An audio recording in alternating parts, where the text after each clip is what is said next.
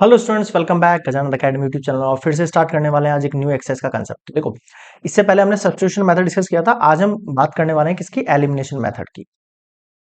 Elimination method की। अब यहाँ एक इंपॉर्टेंट बात है जो सुनना आप लोग, कि अगर आपको किसी भी क्वेश्चन में एक्स एंड वाई या कोई भी वैल्यूशन आपको सॉल्व करने को दी जाती है और वहां पे आपको कहा जाता है कि इसको एलिमिनेशन मेथड से या सब्स्टिट्यूशन से ही सॉल्व करना है, तो आप उसी सॉल्व करना। और अगर ऐसा नहीं है, आपको डायरेक्टली कहा जाता है केवल सॉल्व करो, तो आप किसी मेथड से कर सकते हो, दोनों से। लेकिन फिलहाल हम एलिमिनेशन मेथड डिस्कस कर रहे हैं, तो हम जो भी क्वेश्चन होंगे आगे फॉरवर्ड में उनको एलिमिनेशन मेथड से ही सॉल्व करेंगे। क्लियर हो गया? ठीक है। अब देखो आप आगे, तो अब हम शुरू करते हैं इस क्वेश्चन को। The ratio of income of 2%, 2% का जो रेशियो है इनकम का वो 9:7 है। तो एक की 9x हो जाएगी, एक की 7x हो जाएगी। ये आपने सिंपली 7th 8th क्लास में भी देखा होगा, इस तरीके से पढ़ते हैं। तो क्या कर रहे हैं अपन? एक सेकंड, हाँ। First person income, first person की इनकम क्या हो जाएगी? 9x हो जाएगी। यहां तक समझ में आ गया? आ गया सर। आगे देखो, सेकंड पर्सन की इनकम 7x हो जाएगी। समझ रहे हो? एक की 9x, एक की 7x। अब x और x की जगह a और a भी ले सकते हो, कोई फर्क नहीं। y और y भी ले सकते हो, कुछ भी ले सकते हो, कोई फर्क नहीं पड़ता। अगला है एक्सपेंडिचर। एक्सपेंडिचर का मतलब क्या होता है आपको पता होगा? खर्चा। एक्सपेंडिचर का मतलब क्या है? खर्चा। तो first person expenditure, first person का एक्सपेंडिचर में 4y ले रहा हूं, सेम रखना पड़ेगा आपको वेरिएबल। और जो सेकंड पर्सन है उसका जो एक्सपेंडिचर है वो कितना है? 3y। बताओ ये चीज समझ में आ गई क्या? हाँ सर, आ गई। अब मेरी बात सुनो, आपको कह रहा है कि ईच पर्सन जो है वो सेव करता है कितने? 2000 रुपीज। मतलब कि फर्स्ट पर्सन जो है उसकी सेविंग है 2000, सेकंड पर्सन की सेविंग भी 2000। अब सेविंग होती क्या है एक्चुअल में? जो सेविंग होती है एक्चुअल में, जो आपकी सेविंग है वो क्या है? Income minus expenditure. क्या है आपकी? सेविंग है। यही तो है हमारे पास। भाई हमारी जो सेविंग है वो क्या है? इनकम माइनस एक्सपेंडिचर करूंगा तो मेरे पास क्या निकल कर आ जाएगा? सेविंग निकल कर आ जाएगा। ऐसा ही होगा बिल्कुल। तो फर्स्ट पर्सन के लिए मैं बोल रहा हूं, मैं फर्स्ट पर्सन के लिए, फर्स्ट पर्सन की इनकम जो है 9x है, एक्सपेंडिचर जो है 4y है, और सेविंग निकल कर आ गई उसकी 2000। यहां तक बताओ समझ में आई क्या? ये हमारी फर्स्ट इक्वेशन हुई। अब सेकंड पर्सन के लिए देखो, बहुत ध्यान से देखना, बिल्कुल स्किप नहीं करना है कुछ भी, ठीक है? सेकंड पर्सन की सेविंग क्या होगी? सेकंड पर्सन की सेविंग होगी इनकम उसकी, उसमें से आप एक्सपेंडिचर को माइनस कर दो इसके। कितना हो जाएगा? सर ये भी निकल कर आ गया मेरे पास 2000। ये मेरी सेकंड इक्वेशन। अब ध्यान रखना, एलिमिनेशन मेथड का मतलब क्या है। यहां से क्वेश्चन शुरू होता है।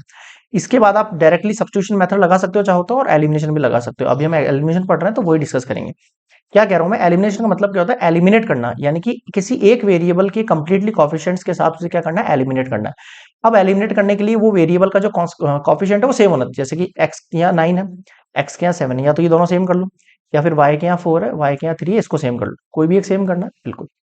सेम करने के लिए क्या करेंगे? जैसे मान लो ये 2 होता, अगर ये 2 होता तो मैं इसको 2 से मल्टीप्लाई कर लेता, 4 कर लेता, लेकिन ऐसा है नहीं, दोनों में कुछ भी कॉमन नहीं बैठ रहा। तो क्या करेंगे?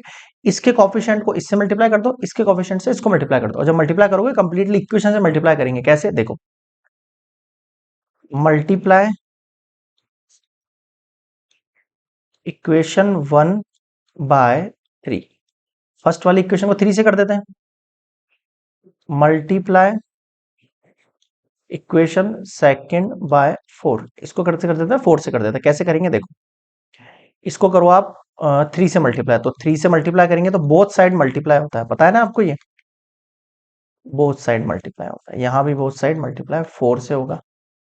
7x - 3y equals to 4 multiply 1000। ठीक है सर। तो ये इक्वेशन क्या बन जाएगी आपके पास? देखो, 3 9 जा 27x, 3 4 जा 12y, 3 2 जा 8000। इसको हम नाम देंगे थर्ड इक्वेशन। और फोर्थ में देखो क्या बना मेरे पास? 4 7 जा 28x, 4 3 जा 12y, और 4 2 जा, एक सेकेंड, 3 2 जा 6 हुआ नहीं, एक मिनट एक मिनट, है ना? 4 2 जा 8000। ये क्या हो गई है आपके पास? ये आपकी बन गई है इक्वेशन 4। अब हमें जो भी सॉल्यूशन आगे करना है वो इन दो इक्वेशन के बेस से लेके करना है। यहां तक समझ में आया आपको क्या कहना चाह रहा हूं मैं? ठीक है। अब अपन एक काम करते हैं, इसको कर लेते हैं यहां से कॉपी।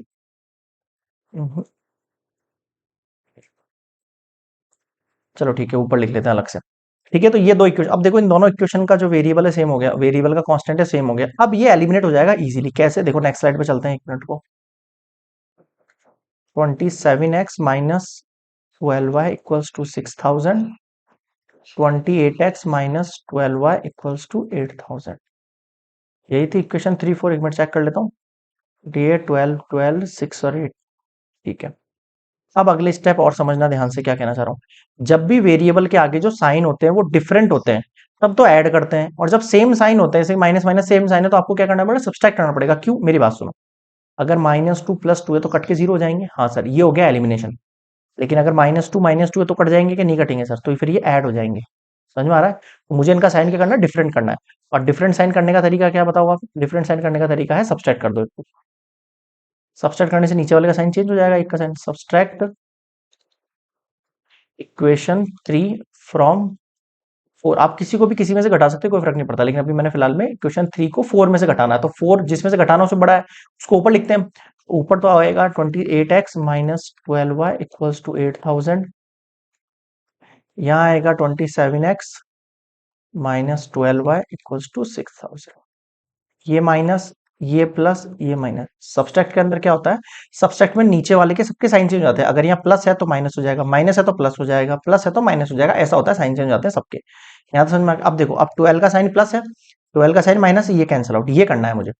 यहाँ देखो 28 का साइन प्लस है और 27 का साइन माइनस है, प्लस माइनस माइनस 28 में 27 गया तो 1x बचेगा। यहाँ देखो प्लस माइनस माइनस 8000 में 6000 गया तो 2000 बचेगा मेरे पास। ये बताओ समझ में आया क्या?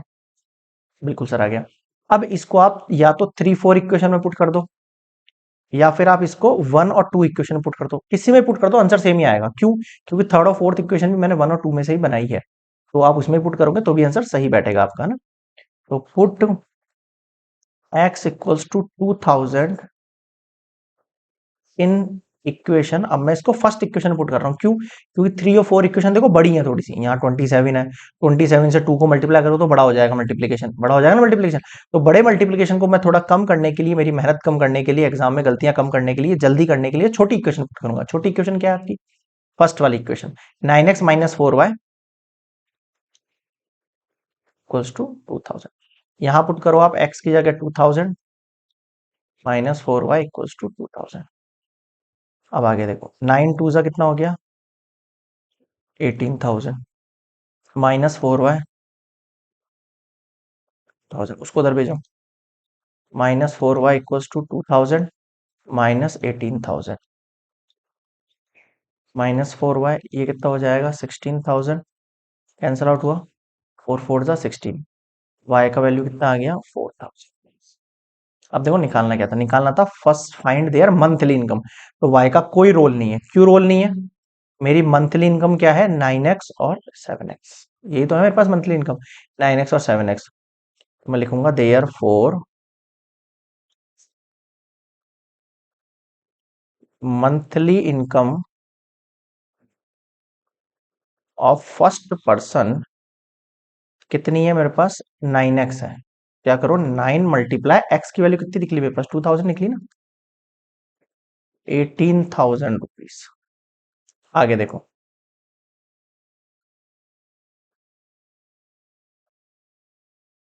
Monthly income of second person. Second person की इनकम क्या थी भाई, 7x थी। तो 7 मल्टीप्लाई 2000, 7 2 जा 14,000 रुपीज। बताओ समझ में आया क्या? ये दोनों आपके फाइनल आंसर होंगे, 18,000 एंड 14,000। वाई का कोई रोल नहीं है। आया समझ में? मैं यहाँ पे निकाल के रुक भी सकता था चाहता तो, ठीक है, लेकिन अगर मान मान लो आपको एक्सपेंडिचर पूछ लेता, तो एक्सपेंडिचर में वाई का वैल्यू 4000, आपको इससे और इससे मल्टीप्लाई करना पड़ता 4y और 3y से, तो एक्सपेंडिचर निकल। तो क्वेश्चन का एक्चुअल में आपको मीनिंग समझ में आना चाहिए, रटना कुछ भी नहीं है आपको कि क्या पूछ रहा है, लास्ट में जाके क्या है उसकी डिमांड आंसर की, तब जाके सॉल्यूशन परफेक्ट बनेगा आपके पास। क्लियर है? तो क्वेश्चन को अच्छे से एलैबोरेट करो, उसके बाद सॉल्यूशन करो। आपको रटने की कोई जरूरत नहीं पड़ेगी, क्वेश्चन कितना भी घुमा के आ जाए, कितना भी टर्निंग पॉइंट आ जाए, आपको उसका सॉल्यूशन बन जाएगा। क्लियर है? तो ये हमने एग्जाम्पल कंप्लीट कर लिया एलिमिनेशन मेथड से। अब आगे जो नेक्स्ट क्वेश्चन होने वाले हैं, हम एलिमिनेशन मेथड से ही डिस्कस करेंगे। आई होप क्लियर होगा। फिर भी कोई डाउट लगे तो कमेंट सेक्शन में बताना। वीडियो पसंद आया तो please like share and subscribe channel for more informative lectures from class 9 to 12 and form and. आपको यहाँ पर जो है जेई और नीट के लेक्चर मिलेंगे इन फ्यूचर। मुझे ऐसा लगता है आप लोगों का सपोर्ट बहुत अच्छा रहेगा और ताकि हम और टीचर्स को जो है एंगेज कर पाएंगे आपके साथ और आगे बढ़ पाएंगे। मिलते हैं नेक्स्ट वीडियो में, तब तक के लिए गुड बाय।